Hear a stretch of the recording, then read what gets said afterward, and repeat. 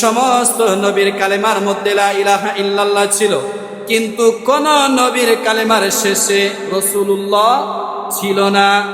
লা ইলাহা ইল্লাল্লাহ আদম সফিউল্লাহ, লা ইলাহা ইল্লাল্লাহ ইব্রাহিম খলিলুল্লাহ, লা ইলাহা ইল্লাল্লাহ মুসা কালিমুল্লাহ, লা ইলাহা ইল্লাল্লাহ ঈসা রূহুল্লাহ।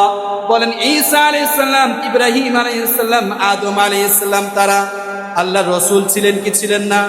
অবশ্যই তারাও আল্লাহর রাসূল ছিলেন, কিন্তু তাদের কালিমার সাথে কোথাও বলা হয় নাই রাসূলুল্লাহ।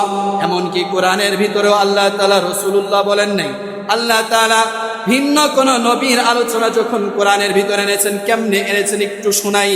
আল্লাহ তাআলা বলেন, ওয়ামা আরসালনা মির রাসূলিন ইল্লা লিইউতাআ বিইজনিল্লাহ ওয়ামা আরসালনা মির রাসূলিন ইল্লা বিলিসানি কওমি। এখানে আল্লাহ তাআলা রাসূল শব্দ ব্যবহার করেছেন, কিন্তু রাসূলুল্লাহ ব্যবহার করেন নাই। কিন্তু আমার আপনার পয়গম্বরের সময় যখন এসেছে, দেখেন আল্লাহ তাআলা কি বলেন। আল্লাহ তাআলা কোরআনের ভিতরে বলেন, মা কানা মুহাম্মাদুন আবা আহাদিম মির রিজালিকুম ওয়ালাকির রাসূলুল্লাহ। সুবহানাল্লাহ, বাড়ি গিয়ে বলেন। আল্লাহ তাআলা অন্য জায়গায় বলেন, হুয়াল্লাযী আরসালা রাসূলাহু বিল হুদা ওয়া দীনিল হক লিইয়ুযহিরাহু আলাদ দীনি কুল্লি ওয়া কাফা বিল্লাহি শাহীদা মুহাম্মাদুর রাসূলুল্লাহ।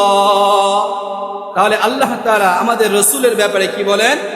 মুহাম্মাদুর রাসূলুল্লাহ, তিনি হলেন আল্লাহর রাসূল।